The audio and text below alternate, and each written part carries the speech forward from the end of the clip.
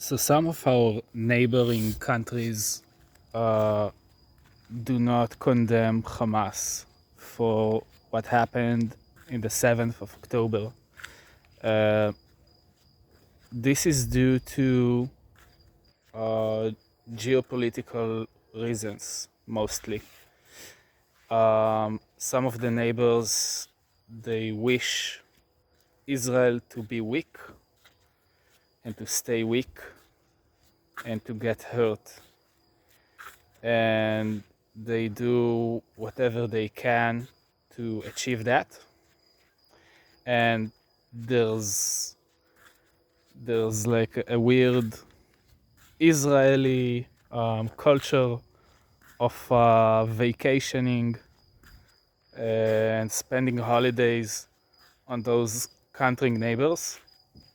And I was discussing with some friends over this, and some of them said, yeah, now we are angry at them, and we won't be uh, going there on vacation, not just because they're afraid, but um, because they don't want to give their hard-earned money to these countries, and these countries, they promote terror.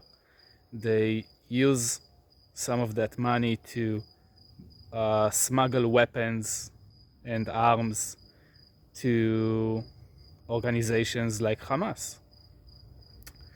So they said, yeah, we won't go there, but in a few years, we'll probably forget about it, and we're going to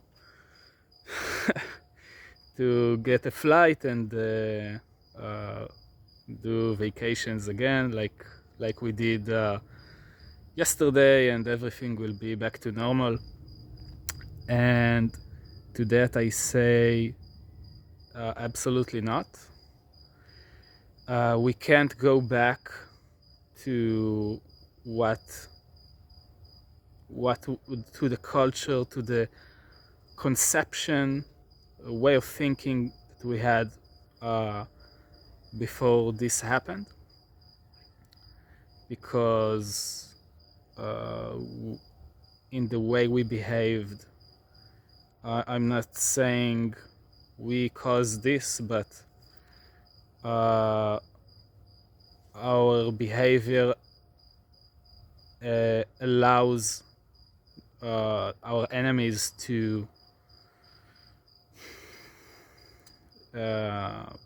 get more determined and more able to basically slaughter us, and we can't let that happen again, ever. It already happened once before. It's something called the Holocaust.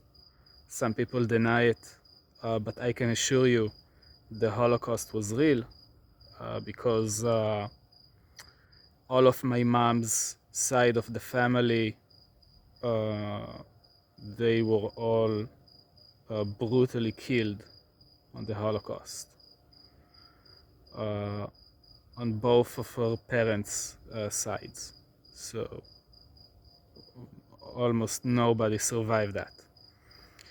And what we saw as of late reminds us of that exact thing, of anti-Semitism in its most ugliest form. The difference is that previously it happened when we had no means of protecting ourselves. We had no army, we had no country of our own. We were basically at the mercy of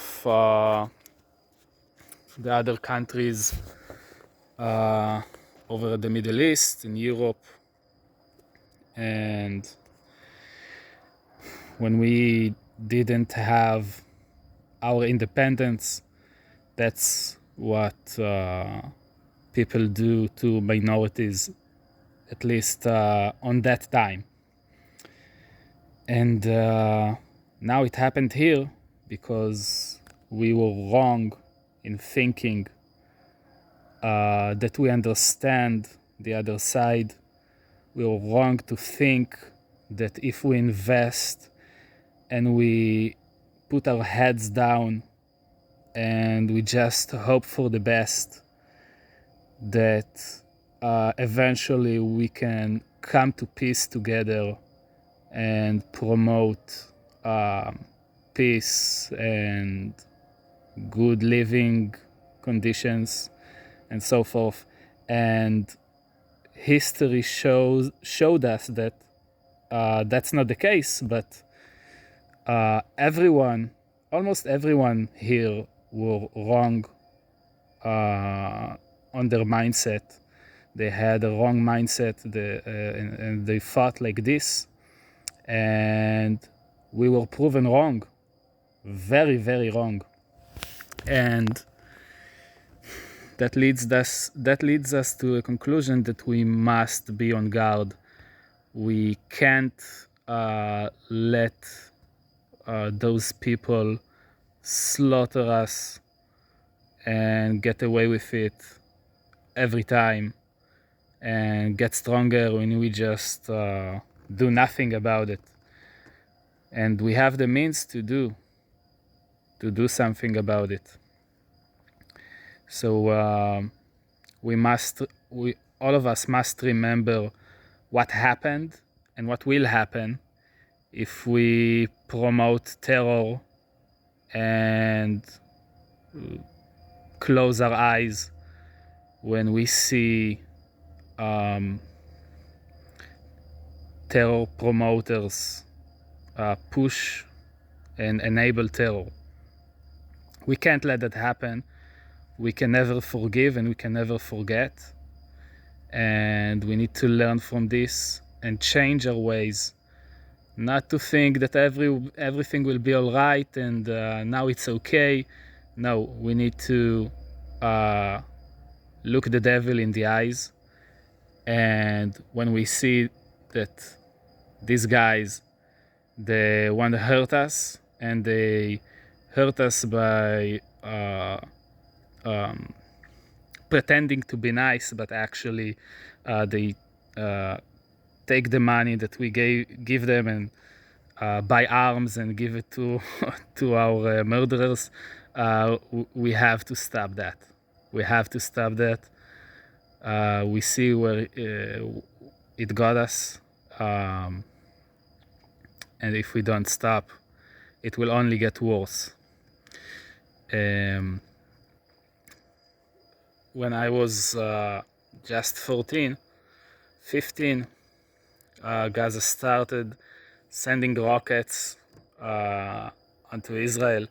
And it started very small, like a few hundred meters, maybe 1-2 kilometers away from Gaza.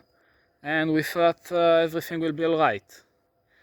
And then instead of everything being all right, it got worse, because then the missiles got better.